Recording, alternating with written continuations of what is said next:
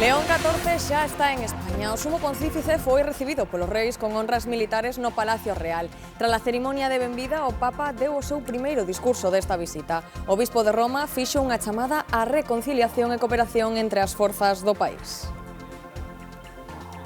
Vengo entre ustedes para confirmar, alentar e inspirar una renovada fidelidad de los creyentes al Evangelio, así como una reconciliación y una cooperación más profundas entre las distintas fuerzas de esta nación.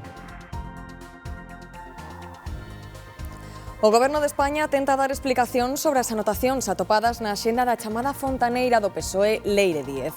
Os seus contactos apuntan a Moncloa, reunión con PS e chamada con M. de la Rocha. Dende Moncloa negan que Sánchez e Leire se reunisen. O PP sinala aos socios do PSOE como cómplices da corrupción. Un camión con 32.000 litros de gasóleo envorca e obriga a cortar a AP9 o seu paso por Mos. A Xunta activou o protocolo de emerxencias Transgal polo derrame de mercadoría perigosa.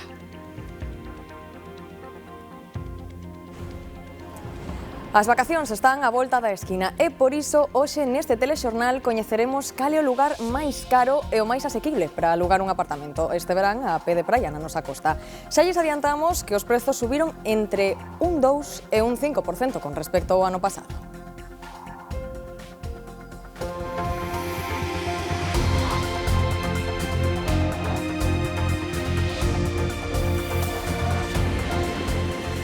Alzo la mirada, alzo la mirada. Cada visita dun Papa é nova, e ao final ver que moitos mozos que é a súa primeira vez que participan nesto, que veñen co traballo de moita xente que levamos meses con isto, que están emocionados, nerviosos, que non durmiron toda a noite, pois solo por eso merece a pena estar aquí. Que tal? Boas tardes. Centos de fieis acompañaban esta mañá a visita do Papa a España. Entre eles tamén moita mocidade galega que o está a vivir con moita emoción e que van participar en moito dos actos previstos para estes días. Abela Romar.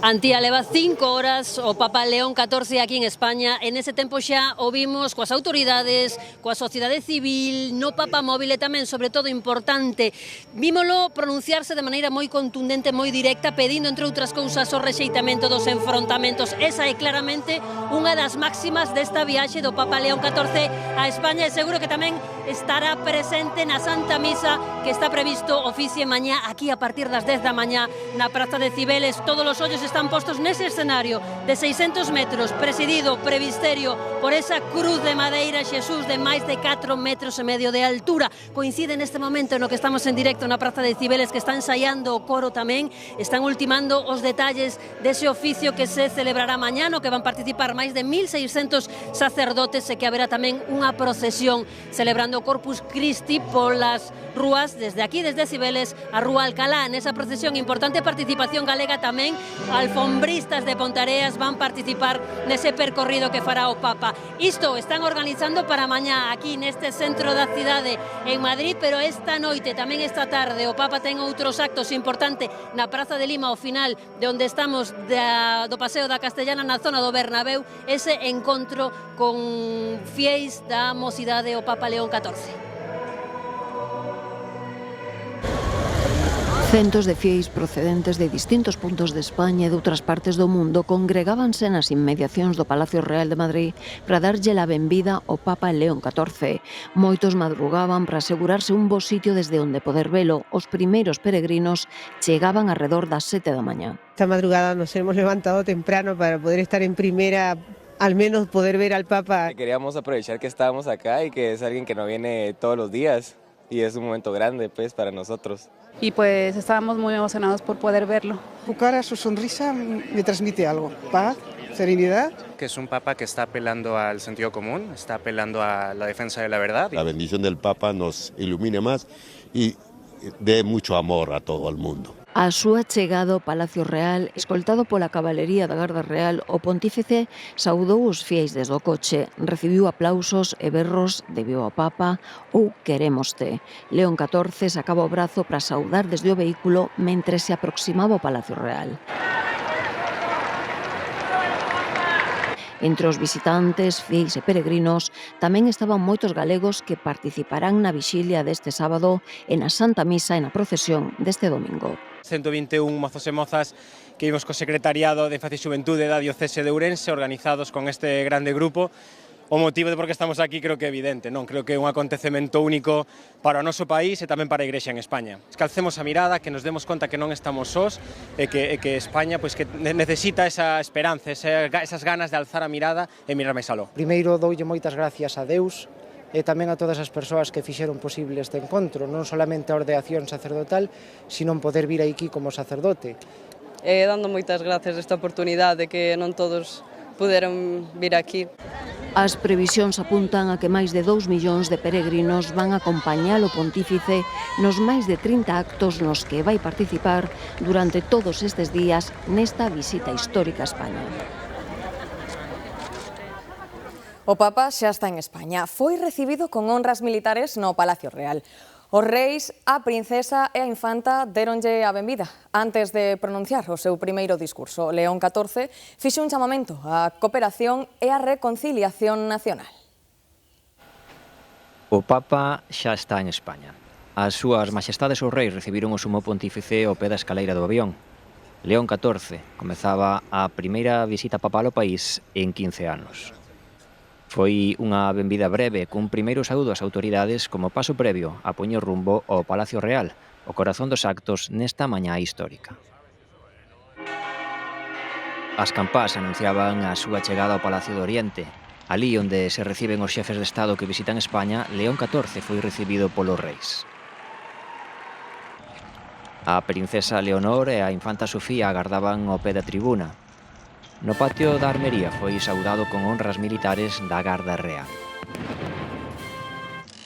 Co rei como anfitrión seguiron os saúdos ás autoridades, os presidentes do Goberno, do Congreso e do Senado, seguidos de representantes de todos os poderes do Estado.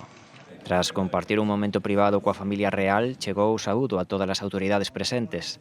Tamén o presidente da Xunta, Alfonso Rueda, expresidentes do Goberno e o líder da oposición, Alberto Núñez Feijóo. No Salón das Columnas chegaron os discursos. Primeiro o rei, Felipe VI, valorou a firmeza do Papa ante os abusos, gabou a súa primeira encíclica e deulle a benvida. Llegáis a un país donde está una parte de vuestras raíces. Os recibe un pueblo al que conocéis bien, vital y con carácter, solidario y tolerante. León XIV deixou claro a finalidade da súa visita, a reconciliación e cooperación entre as distintas forzas da nación. Vengo entre ustedes para confirmar, alentar e inspirar una renovada fidelidad de los creyentes al Evangelio, así como una reconciliación y una cooperación más profundas entre las distintas fuerzas de esta nación. E seguindo moi de preto esta visita do Papa está Marcos Sueiro. Marcos, contanos, que tal? Que tal, Antía? Unha mañá trepidante en todos os aspectos, pero sobre todo pola visita do Papa León XIV. Dende que baixou da escaleira do avión en León XIV, non deixou de protagonizar momentos cheos de forza cun forte componente simbólico. En Baraxas foi recibido polos reis, pero foi aquí onde está o equipo da Televisión de Galicia no Palacio Real, onde se despregou toda a forza desta primeira xornada da visita apostólica. O Santo Padre foi saudado, acabámoslo de ver nun vídeo, pola familia real e polo resto de autoridades do país. Todo o mundo quería...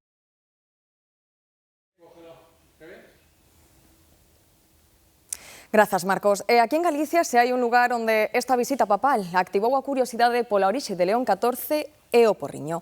Unha investigación do responsable do arquivo da Catedral de Tui conseguiu documentar a orixe galega dos seus antepasados neste concello aló polo século XVII. Como se vive ali esta visita agora, Alejandro? Pois con moita emoción, sobre todo aquí nesta parroquia de San Salvador de Torneiros, onde esa investigación indica que un deses familiares recibiu o bautismo. Unha visita que están seguindo, como ben dicíamos, con moita ilusión, sobre todo dende que hai uns días o Concello do Porriño fixolle chegar a través da Asociación Discamiño ao Santo Padre un convite para que visitase esta localidade. Ademais desa misiva, tamén se lle entregou un monolito de granito rosa desta localidade cunha insignia de Antonio Palacios e tamén unha cuncha do peregrino. Ademais, dende este Concello do Porriño xa están valorando a idea de poñerlle o nome de León XIV a unha praza ou tamén a unha rúa. Desta parroquia de San Salvador de Torneiros no Porriño proceden os antepasados do Papa León XIV por parte da súa nai. O traballo de investigación permitiu dar cos asentamentos bautismais. Topamos asentado, registrado, o bautismo de Benito Bastos Lorenzo, que ven sendo un ancestro, un antepasado da nai do Papa. No arquivo da Catedral de Tui gardanse verdadeiros tesouros, como antigos libros bautismais, que desta vez permitiron reconstruir a historia da familia de Robert Francis Prevost. Collín o primeiro libro de Torneiros, que comeza en 1609, e empezamos a buscar, e aí aparece. Aí aparece un tal Benito, fillo de Benito de Bastos e María Lorenzo. Ya tiñamos o principio. Unha liña que tamén seguiu a plataforma francesa especializada en xenealoxía Geneanet. También encontramos a un ancestro del Papa, Benito Bastos, originario de Porriño. O Papa non é galego porque ese antepasado, o quinto tras tatarabó, emigrou a Cuba. Alí casou na Habana. La familia se instala en La Habana, se quedan durante 3 generaciones y es el bisnieto, Manuel de Ramos, el que finalmente se va a Nueva Orleans. Agora, dende o arquivo da Catedral de Tui, buscan os parentes do Papa que poidan seguir vivos. E xa chegaron os nados no 1900. Poucos pasos quedan para dar cos familiares que residen no Porriño. E despois do traballo de investigación sobre os antepasados do Papa, dende o Porriño quixeron convidar a León XIV a coñecer a súa vila. Unha representante da Asociación Discamino visitou o Vaticano e entregoulle ao Pontícipe unha carta do alcalde e unha escultura de pedra rosa Porriño para que engada esta parada na súa próxima visita. Hoxe contounos a reacción emotiva que tivo o Papa ao recibir o presente. Entregué la figura esa que el alcalde de Porriño nos entregó para el Papa. El Papa la cogió en la mano, la vio, así yo le noté en los ojiños porque le iba comentando, mire, esto es de Porriño, Rosa Porriño, de las canteras que se trabaja mucho allí, yo conozco Porriño y esto viene para los orígenes de su madre, por parte de su madre, Porriño. Y el Papa hizo así con los ojos hacia arriba, como mirando para el cielo, le dio la vuelta, lo vio y ya se lo recogieron. E centos de galegos acoden a Madrid en viaxes organizadas polas parroquias e as dióceses para ver o Papa. Do Carballiño sae un autobús esta noite. Cristina do Río. Ás 11 da noite sairá daqui da Veracruz do Carballiño este autobús con destino a Madrid. Nel viaxan máis de medio cento de persoas da comarca do Carballiño coa ilusión de ver o Papa en persoa. É unha viaxe moi rápida, viaxarán durante a noite para estar ali ás 10 da mañá na misa solemne que León XIV oficiará na Praza de Cibeles. Le pregunté un día y me dijo, no sé, esto está muy frío y tal. Pero luego llegó el mensaje, vámonos a Madrid. Y yo, guau, qué guay. Un mes levan planificando a viaxe na arquidiócese do Carballiño, pero as gorras non chegaron ata esta mañá, xusto a tempo para emprender a viaxe. Levamos xa a silliña, levamos visera, por aí, creo que vamos pasar estupendamente ben. Tamén levan cadeiras pregables para facer máis levadeira a espera. Confían en achegarse o máis posible ao pontífice. Temos moita ilusión por ir ver ao Papa, a ver si non o vemos en pantalla, nos podéramos acercar a él. Se favorece el color. ¡Guau! Con la ilusión de ver al Papa León XIV en persona, aunque no sea, sabemos que está ahí, quién sabe, nunca se sabe si pasa al lado y hasta nos agarra de la mano. Ao redor de 500 mozos de toda Galicia viaxan tamén con antelación para asistir á vixilia na Praza de Lima. Muy contenta. Es una muestra de fe, es una forma de alabar a Dios. Na Veracruz fixeron soar as campás no momento xusto en que León XIV pisou solo español. O párroco do Carballiño e o de Alvarellos en Boborás tamén viaxan a Madrid.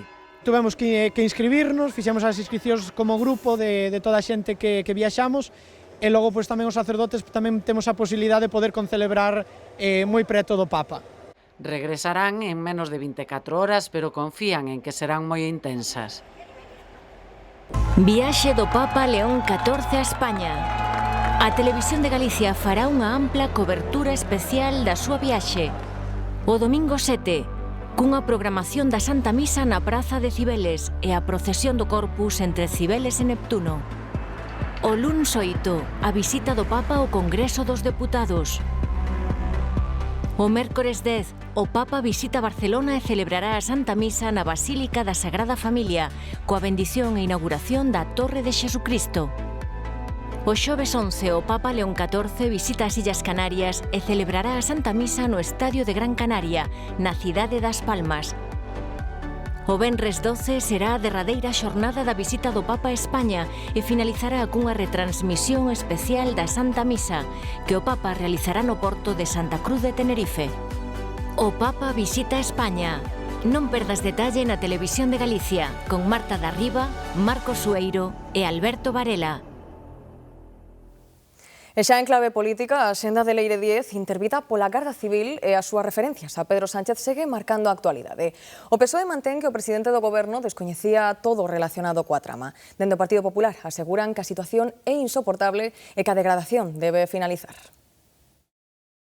Leire Díez apuntou na súa xenda unha reunión con PS. Non é a única referencia, noutra páxina aparece acordo con PS. E outra anotación sinala, Pedro non se fía do DAO, o director axunto operativo da Garda Civil.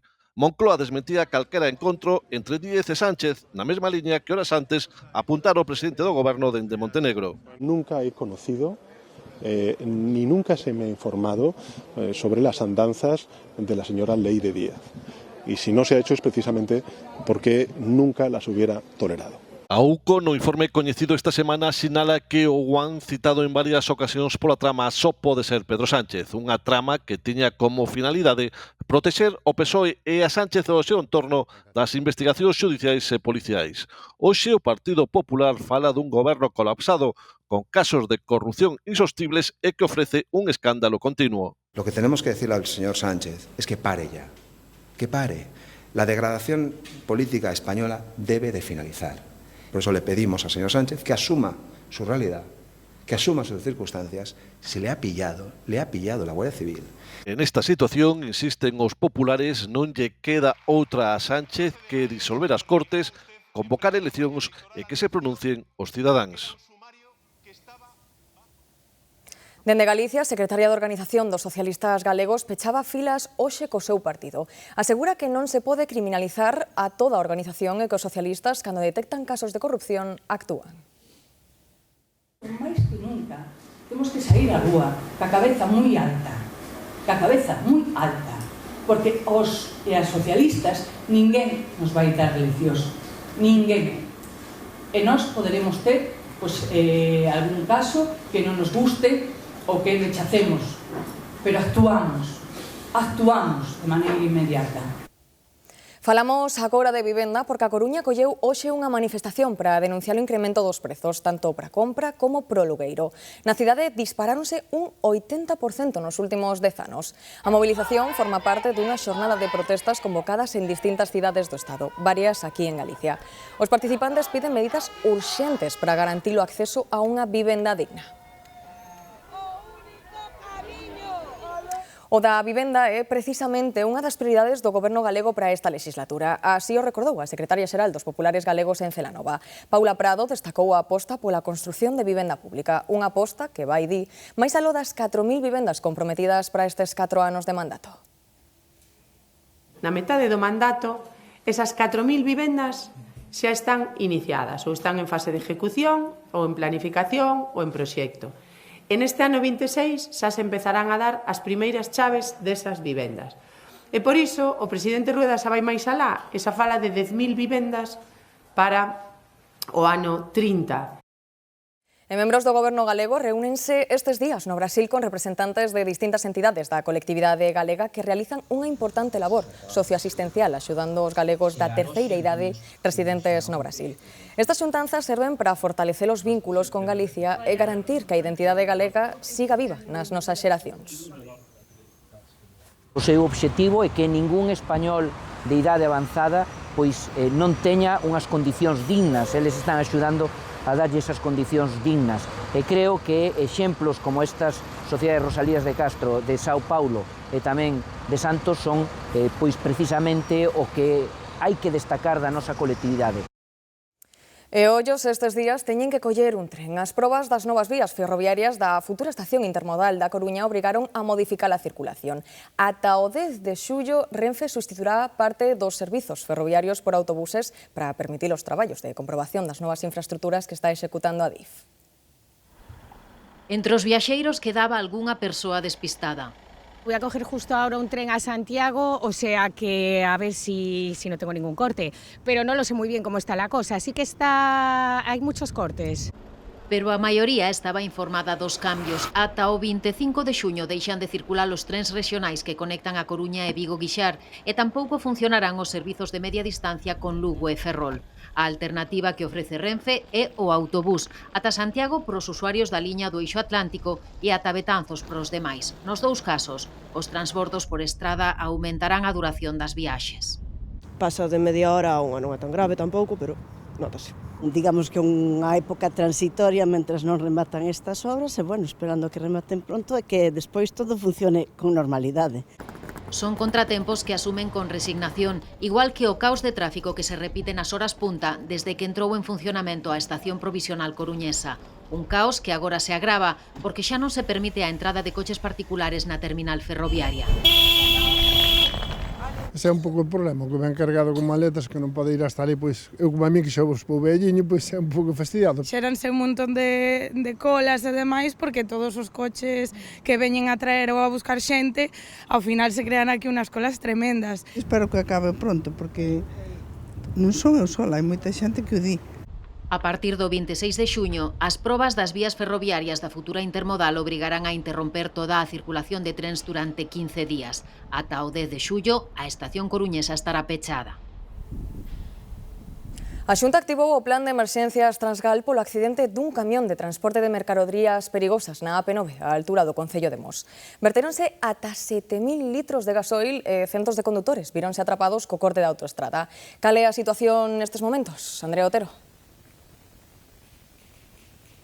Pois, Antía, continúan chegando guindastres, os equipos de emerxencia seguen neste mesmo punto valorando como quitar ese camión sen que provoque demasiado impacto na contorna e tampouco na veciñanza. Ademais, tamén segue cortado ese treito da AP9 a altura de Mos en dirección Tui, onde, como comentaba, continúan traballando eses equipos de emerxencia por mor dun accidente moi aparatoso, xa que se trata dun camión cisterna que emborcou e levaba no seu interior 32.000 litros de gasóleo, dos cales se verteron 7.000 litros, o resto foron traspasados a outro camión cisterna desa mesma empresa. Ademais, houve varias fugas que provocaron que prendese o lume, un lume que xa está controlado. Ademais, tampouco hai que lamentar danos persoais, xa que o condutor deste camión resultou ileso.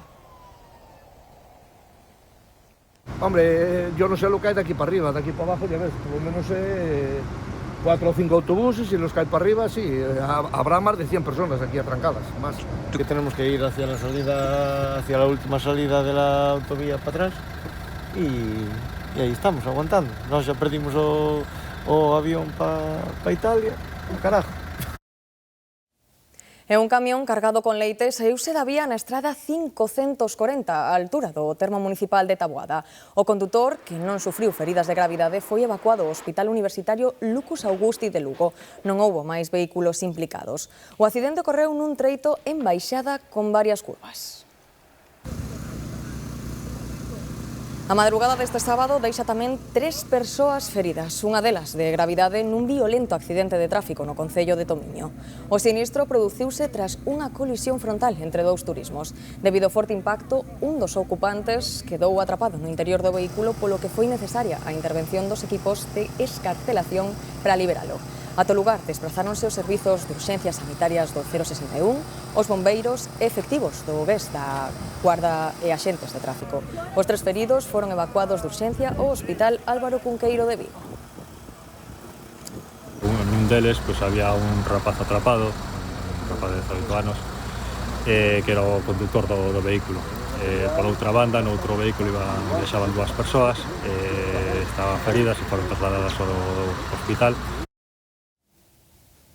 Aparatoso tamén este accidente de moto acontecido onte en Vigo. Foi unha saída de vía e sucedeu na rúa Camilo Veiga ás 10:15 da noite. O condutor do vehículo tamén precisou asistencia sanitaria. Momento de moita tensión o que se viviu na parroquia de Pravia, no concello de Cambre. Un incendio nun alprende anexo a unha vivenda estivo a punto de rematar en traxedia. O lume orixinouse por causas que se investigan e calcinou por completo o pendello que gardaba ferramentas e diverso material. A rápida intervención dos bombeiros de Arteixo e do Servizo de Emerxencias local evitou que as chamas se propagasen á casa principal, que sufriu danos leves pola calor e o fume. A intervención saldouse sen feridos, todo quedou nun enorme susto pros propietarios. Residentes nun barrio de Vigo, preto da Gran Vía, mobilízanse para erradicar o mercadeo de droga. A preocupación vai a máis nas últimas semanas despois de carderse un edificio abandonado, pero queixanse de que levan medio ano nun sen vivir. No barrio de Freixeiro, en Vigo, hai preocupación entre a veciñanza polo mercadeo de drogas. Desde a Asociación de Veciños din que un edificio leva medio ano convertido nun supermercado de drogas, o que altera a convivencia nunha zona onde hai moitos nenos e persoas maiores. De repente es un barrio tranquilo, empezaron a haber robos, la gente, aparte de estar ahí ocupando y vendiendo, también consumen aquí en el barrio. Es un barrio lleno de niños, se drogan delante de los niños y es que es un sinvivir constante que estamos teniendo. Problemas de seguridade á parte consideran que o barrio leva 2 décadas abandonado e iso que está pegado á Gran Vía. Pedimos que a veces son cousas pois como uns espellos para unhas travesías que hai xente maior que saen co coche.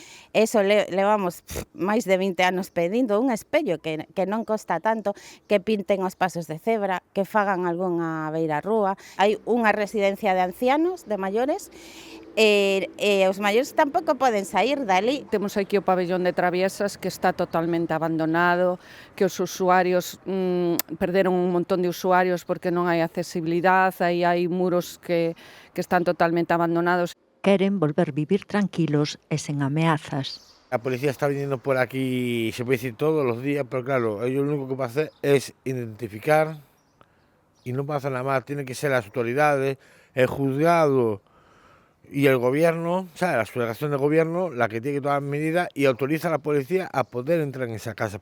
A preocupación veciñal aumentou a finais de abril cando ardeu este outro edificio abandonado do barrio e unha muller resultou con queimaduras de gravidade. Reclaman que se volva a tapiar. Incrementos muy fuertes, sobre todo en primera línea y en La Toja, que rondan pues un 10% en media anual. Galicia ten calidade, non? Xa no comer, no tipo de turismo, aínda que hai moita xente está moi coidado, entón que eu creo que eso é un reclamo. Pois veranear en Galicia custa este ano un pouco máis. E, de feito, a nosa costa cada vez recorta máis distancia cos destinos de luxo mediterráneos. A Toxa mantense como lugar máis caro. Por exemplo, alugar un apartamento vacacional ali en agosto sai a uns 3.000 euros a semana. Seguida moi de preto por Sanxenxo, que chega aos 2.500. Mentres, zonas como A Coruña xa se sitúan nos 1.500 euros, un 7% máis que o verán pasado. Pero se buscamos a opción máis asequible, a costa lucense segue sendo o refuxo máis económico con alugueres a pé de praia por uns 700 euros semanais. Como vemos, o teito está sen dúbida na provincia de Pontevedra, pero isto non parece afectar as reservas, Raquel Gandoi.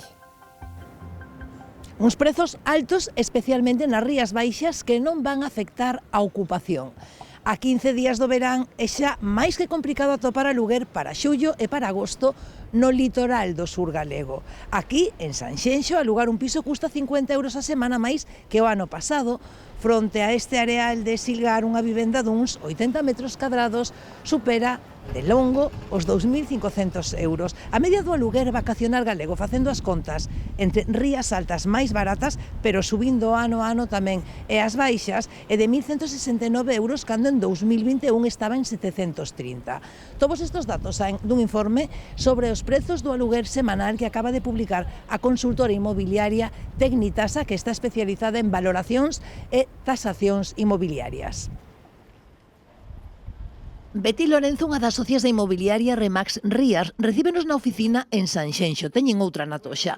O estudo de Tecnitasa, que conta que un piso en Sanxenxo, fronte á praia, custa 2.500 euros a semana, é certo, pero incluso hai pisos que chegan aos 3.000 euros. El precio del alquiler aquí en Sanxenxo en primera línea o en La Toja, de un apartamento, pues 3 habitaciones, pues ronda primera quincena de agosto entre 4 y 6.000 euros. Vimos observando desde el 2020 pues unos incrementos muy fuertes, sobre todo en primera línea y en La Toja, que rondan pues un 10% en media anual. Acho un pouco caro, sí.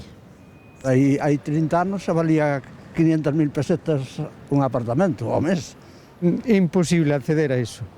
Cos sueldos que temos aquí en Galicia e demais, sería totalmente inviable. Ademais desas subas sobre o terreo do 10% anual, tanto en venda como en aluguer, hai outros cambios. O turismo nas Rías Baixas suma a procedencia centroeuropea. E por outro lado, moitos españois que frecuentaban o Mediterráneo están mirando cara a destinos ao norte, os refuxios climáticos. Está producindo un refugio climático, con lo cual eso también está trayendo gente que antes veraneaba en el Mediterráneo y ahora dice, no, pues me voy a Galicia que el tiempo lo tengo garantizado más o menos igual. Eu levo aquí 42 anos veraneando, teño aquí vivenda, non foi espectacular o incremento. E agora, ademais, o ano pasado xa notei tamén turismo de centro europeo, que antes aquí había moi pouco. Pero... Eu vexo moito francés, bueno, francés sempre houbo, pero tamén vese británico, fai pouco estaban por aquí uns belgas tamén que estivemos falando con eles, entón, pero sí que é verdade que un turismo de calidade, non é Magaluf. E a pesares dos prezos, a ocupación volverá a chegarse ao 100% durante os meses de xullo e agosto, especialmente a primeira quincena. Ben, quen máis e quen menos está xa pensando nas vacacións. Dende hai uns anos, o mes de xuño, comeza a posicionarse como idóneo para os que buscan descansar sen abarrotamentos. Precisamente nos collemos o mes de xuño porque é moito máis barato, hai menos calor e hai menos aglomeración nas cidades que podes visitar e se está máis tranquilo. Este mes comeza a ser o preferido para pasar as vacacións fora da casa, pero non todos teñen a opción de gozar o descanso nesta época. En agosto hai moita máis xente en todos os sitios, por eso gustaríanos evitalo, pero non podemos. En maio, en diciembre, depende todo do que pagamos polos netos. Cada un ten as súas preferencias, pero evitar a masificación é unha das razóns para adiantar as vacacións a xuño. Eu, por exemplo, que vivo na zona da praia, disfrútase moito máis da praia porque non está tan aglomerada de xente.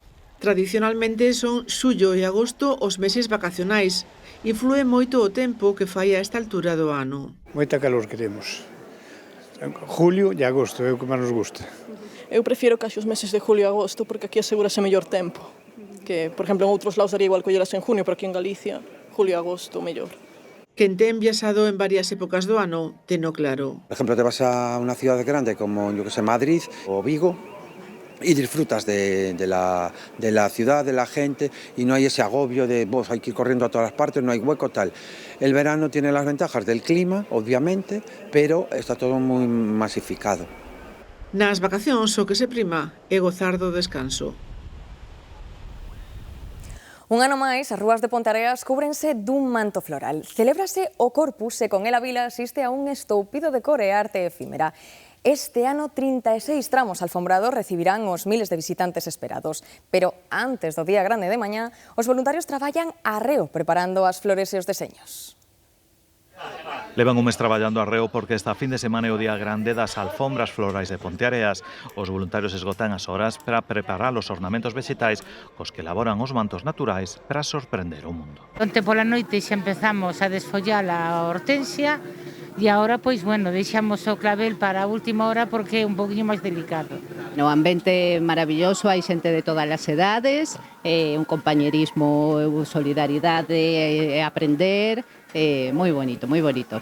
Este ano contan ca axuda de asociacións de México, Canarias, Portugal e Almería. A raíz de un proyecto a nivel mundial de la alfombra para el Jacobeo, pues conocimos Pontarea y llevan años invitándonos y este año pues por fin hemos podido venirnos con una delegación de 40 personas. Os alfombristas levan todo o ano ultimando os detalles das súas creacións, no que hai implicado unha trintena de asociacións. Tras recoller as flores e debullalas, caro serán comezará a bosquechar os bocetos que logo encherán de materia vegetal. Mañá será o día grande ca celebración do Corpus. O proceso é o mellor, pero o resultado pois é moi emocional, é moi especial.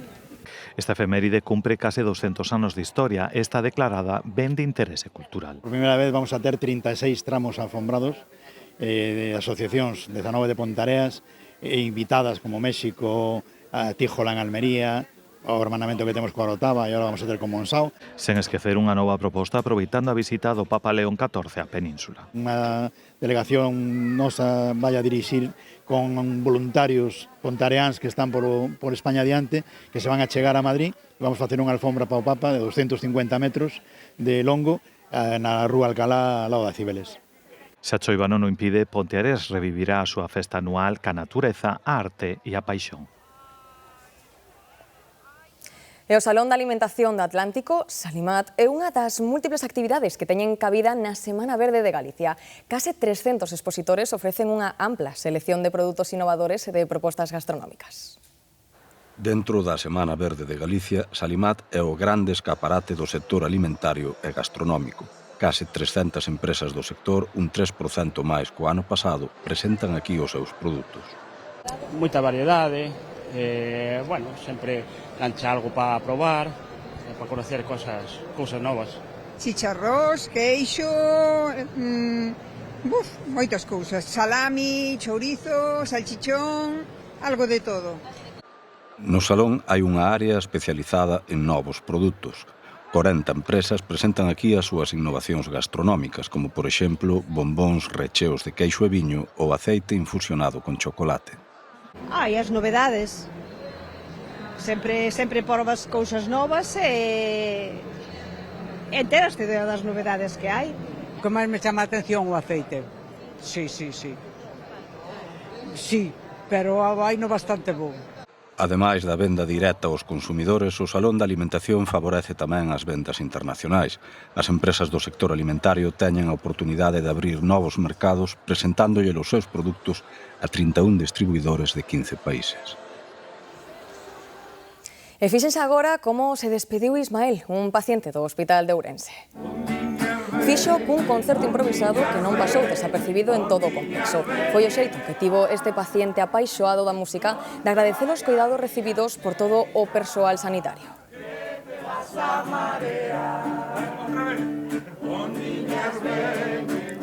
E a medicina estética aposta cada vez máis por axudar o propio corpo a repararse e rexenerarse de forma natural. Tratamentos para estimular a produción de coláxeno, o uso de plasma obtido do propio paciente ou as novas terapias para frear a caída do cabelo protagonizan unhas xornadas médicas que se celebran en Galicia.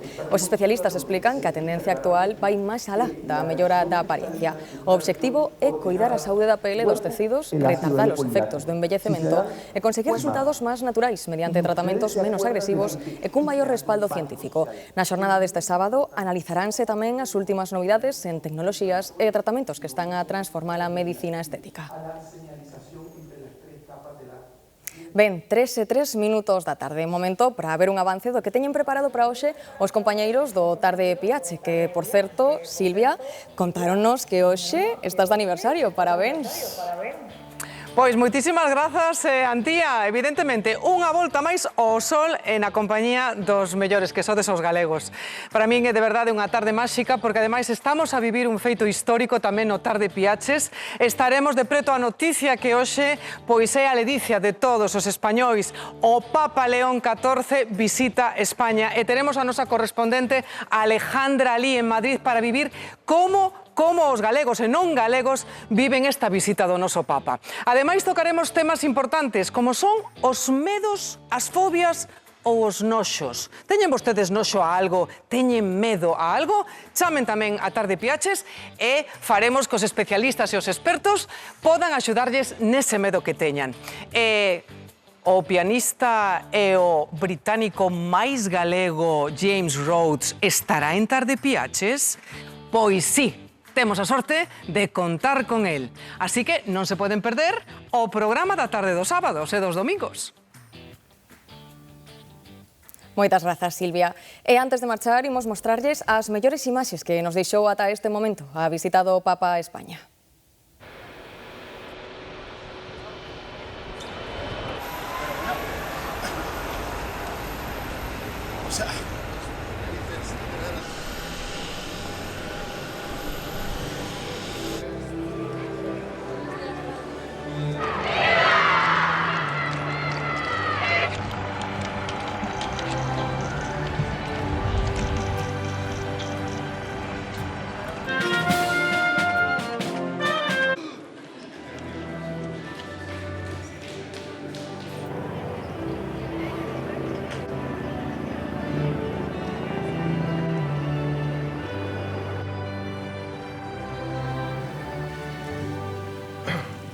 Pois así rematamos este telexornal Mediodía. Gracias por acompañarnos.